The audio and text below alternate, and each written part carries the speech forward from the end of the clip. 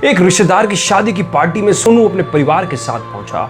वहां जाकर उसने देखा कि खाना शुरू हो चुका था। जाते ही उसने एक प्लेट में पनीर की सब्जी, खूब सारे चावल, दही बल्ले, पापड़, अचार, सलाद आदि सजा लिए। अपनी खाने से लबालब प्लेट को लेकर सोनू एक साइड में चला गया। खाना शुरू ही किया था कि 2 चम्मच चावल खाते ही सोनू को लगा कि खाने में नमक ज्यादा है। सोनू ने सोचा कि मैं ये खाना खाकर पेट क्यों भर रहा हूँ, ये तो रोज घर पर खाता हूँ। मुझे तो रसगुल्ले, गुलाब जामुन, आइसक्रीम इत्यादि खाने चाहिए। बस फिर क्या था, सोनू खाने से भरी प्लेट चुपचाप रखने की जगह ढूंढने लगा। एक जगह से टेंट खुला हुआ था। सोनू ने नजरें बचाकर टेंट से बाहर जाकर वहीं प्लेट रख दी और चुपचाप टेंट के अंदर आ गया।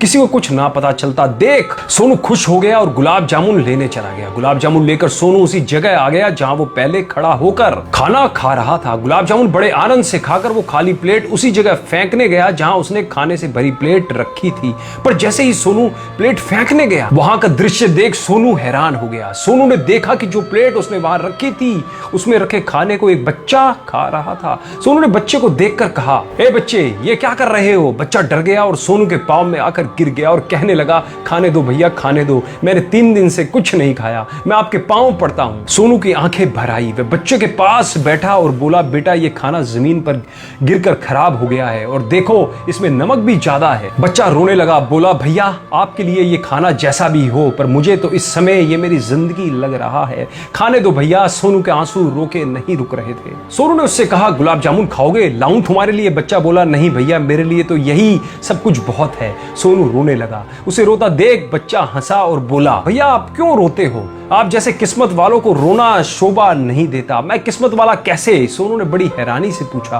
बच्चा खाना खाते खाते बोला, भैया ये सब खाने के मेरे जैसे ना जाने कितने बच्चे रात को सपना देखकर रोड पर भूखे सो जाते हैं और एक आप हो जो ऐसे खाने को फेंक देते हो। तो हुए ना आप किस्मत वाले। आप मत रोइए भैया, रोना तो मुझे चाहिए, जैसे आज तो आपका ये झूठा फेंका हुआ खाने को मिल गया, पर कल इस समय फिर से पेट भूखा होगा और पता है भैया, तब मैं आज के इस पल को याद करके भूखा सो जाऊंगा, ये सोचकर कि कल मैं इस समय ये खाना खा रहा था। आप कल इस समय फिर से अच्छा खाना खाइएगा, पर मैं नहीं खा पाऊंगा, मैं फिर भूखा तड़पूंगा, इसलिए रोना तो मुझे चाहिए, आपको नहीं। सोनू रोने लगा और अब सोनू को उस अन्न की महिमा और महत्व का पता चल गया था जिसे उसने फेंका था। सोनू ने कहा, रुक, मैं तेरे लिए गुलाब जामुन लाता हूं। बच्चे ने जाते सोनू को रोका और कहा, भैया अगर कृपा करनी ही है तो मुझे ये खाना घर ले जाने दीजिए। मेरी माँ हमेशा मुझे खिलाकर ही खाती है। सोचिए मैंने 3 दिन से खाना नहीं खाया, तो मेरी माँ भी तो 2-3 दिन से भूखी होगी। क्या मैं अपनी माँ के लिए ये ले जाऊं? सोनू गया और उसके लिए खूब सारा खाना लाया और उसे दे दिया। वो बच्चा तो चला गया, पर अब जब भी सोनू खाना खाता और उसे उसका स्वाद अच्छा ना लगता तो खाने की प्लेट वापस करने से पहले ही उसके आगे वह बच्चा आ जाता जो उससे कहता, देखो भैया हो ना आप किस्मत वाले, मैं तो आज भी भूखा हूं और आपको खाना मिल रहा है तो आप उसका आदर नहीं कर रहे हो। यह सुनते ही सोनू खाने को सिर माथे लगाता और भगवान का शुक्रिया करके उसे खा लेता। दोस्तों इस कहानी का सार क्या है मुझे आपको बताने की जरूरत नहीं है, आप शायद समझ गए होंगे, लेकिन इस वीडियो को सभी दोस्तों के साथ, रिश्तेदारों के साथ शेयर जरूर करें जिससे उन्हें भी इस कहानी का सार और इस